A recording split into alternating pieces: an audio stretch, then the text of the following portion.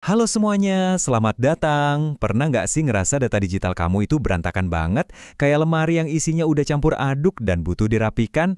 Nah, dalam beberapa menit ke depan, kita bakal belajar cara merapikannya secara profesional lewat normalisasi database. Anggap aja ini metode Marie Kondo buat data kamu, biar semuanya punya rumahnya sendiri dan gampang dicari. Coba deh kita mulai dengan pertanyaan ini. Seberapa sering kamu harus nyari data yang sama di beberapa tempat, atau nemuin info yang nggak konsisten? Misalnya alamat pelanggan di data penjualan kok beda sama yang di daftar pengiriman. Kalau ini kedengerannya familiar banget, nah itu artinya kamu yang kerja buat data, bukan sebaliknya. Yuk kita ubah keadaan ini. Oke, ini dia peta perjalanan kita hari ini. Kita bakal mulai dari ngertiin dulu masalahnya apa, terus kita belajar solusinya, kita lihat aturan mainnya, kita coba praktek langsung, dan terakhir kita bakal dapat sedikit wawasan level ahli. Jelas dan terstruktur, persis kayak database yang sehat. Oke, kita masuk ke bagian pertama, dunia data yang kacau. Ini penting banget biar kita paham. Kenapa sih kita perlu repot-repot ngomongin normalisasi? Ini tuh bukan sekedar gangguan teknis biasa ya, ini masalah bisnis yang nyata. Redundansi data, itu artinya informasi yang sama ditulis berkali-kali. Ini nggak cuma boros tempat penyimpanan, tapi juga bikin sistem jadi lemot. Dan yang paling bahaya adalah masalah integritas. Bayangin deh, kalau alamat satu pelanggan beda di 3 tempat berbeda. Pesanan bisa nyasar, tagihan nggak sampai. Data yang nggak konsisten itu data yang nggak bisa dipercaya. Inilah kekacauan yang akan kita bereskan. Setelah lihat betapa kacaunya masalah tadi, sekarang waktunya kita kenalan sama pahlawan di cerita kita. Sebuah solusi elegan yang dirancang untuk membereskan semua masalah itu. Jadi, apa sih sebenarnya normalisasi itu?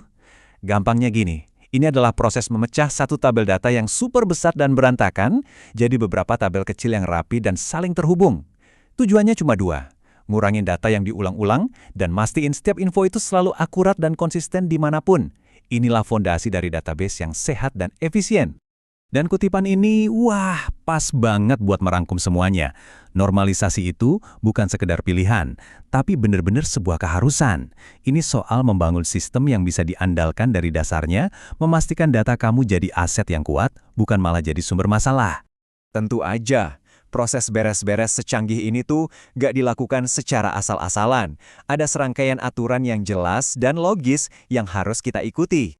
Ini dia 4 pilar utamanya. Pertama, jangan ada duplikasi. Jadi info kayak nama dosen cukup ditulis sekali aja. Kedua, pastikan ketergantungan fungsional. Maksudnya, kalau tabelnya tentang mahasiswa, ya semua datanya harus tentang mahasiswa itu. Jangan nyampur sama info dosennya. Tiap baris data harus punya identitas unik atau kunci utama. Ketiga, kita pisahkan data secara logis. Info mahasiswa di satu tabel, info mata kuliah di tabel lain. Dan keempat, kita hubungkan lagi tabel-tabel ini dengan cerdas. Misalnya pakai NIM buat nyambungin data mahasiswa ke nilai-nilainya. Oke, teorinya cukup deh. Sekarang waktunya kita masuk ke sesi latihannya. Kita bakal ambil satu contoh tabel yang berantakan, terus kita ubah langkah demi langkah jadi beberapa tabel yang bersih dan efisien. Nah, ini dia studi kasus kita. Sebuah tabel yang umum banget ditemui, isinya data mahasiswa, mata kuliah yang diambil, dosennya siapa, dan nilainya berapa. Kelihatannya simple dan aman-aman aja kan? Eits, coba kita bedah lebih dalam. Ini dia tabel awalnya. Sepintas semuanya kelihatan baik-baik aja. Semua informasi yang kita butuhin ada di satu tempat. Tapi coba perhatiin deh, kalau Prof. Handoko ngajar mata kuliah lain juga, namanya bakal ditulis lagi, dan lagi. Nah, inilah yang namanya redundansi tersembunyi. Aturan pertama atau first normal form 1NF itu simple banget. Intinya, setiap kotak dalam tabel cuma boleh diisi satu nilai tunggal. Nggak bisa dipecah-pecah lagi. Misalnya, kamu nggak bisa masukin webs SBD dalam satu kotak mata kuliah. Setiap mata kuliah harus punya barisnya sendiri.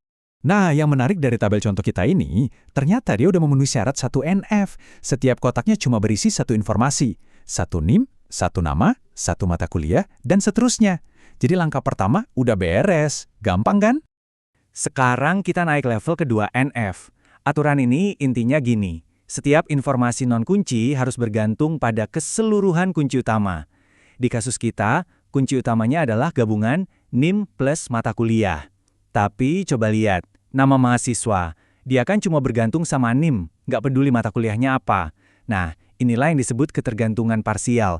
Dan ini yang mau kita bereskan.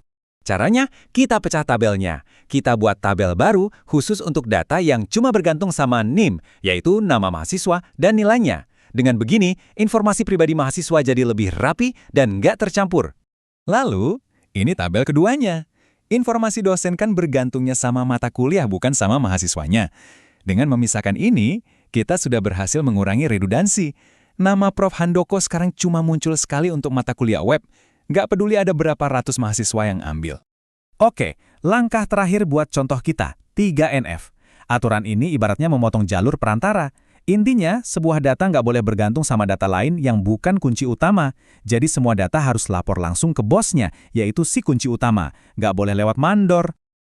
Tabel mahasiswa kita? Aman. Udah bersih dari tadi. Nama bergantung langsung ke NIM, jadi nggak ada yang perlu kita ubah di sini. Tabel ini sudah lolos 3NF.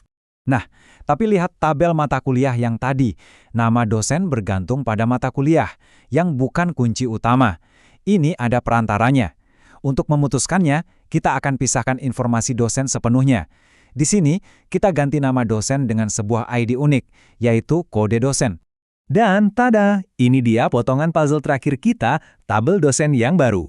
Sekarang setiap dosen punya ID unik, dan nama mereka cuma disimpan di satu tempat ini. Jadi dari satu tabel yang agak berantakan tadi, kita sekarang punya 3 tabel yang super efisien dan saling terhubung. Inilah kekuatan normalisasi. Oke, kita udah jago nih soal aturan. Tapi, seorang ahli sejati itu bukan cuma yang hafal aturan, tapi juga yang tahu kapan aturan itu boleh sedikit dilonggarkan untuk tujuan yang lebih besar. Nah, disinilah ada trade-off. Normalisasi itu sempurna untuk sistem yang datanya sering diubah-ubah, kayak sistem perbankan. Integritas data itu nomor 1. Tapi, untuk aplikasi yang lebih banyak nampilin data, kayak situs berita, menggabungkan banyak tabel setiap kali halaman dibuka itu bisa jadi lambat. Makanya, para ahli kadang sengaja melakukan denormalisasi. Mereka menggabungkan lagi beberapa informasi biar waktu responnya lebih ngebut. Ini adalah pilihan strategis antara integritas dan kecepatan. Dan itulah perjalanan kita dari kekacauan menuju keteraturan. Prinsip-prinsip normalisasi ini menghilangkan duplikasi, membuat kelompok yang logis, dan menghubungkannya dengan cerdas, sebenarnya bisa kita terapkan di banyak hal di luar database loh. Jadi, pertanyaannya sekarang, setelah tahu aturan mainnya, bagian mana dari dunia informasi di sekitar Anda yang mau mulai dirapikan? Terima kasih sudah menyimak.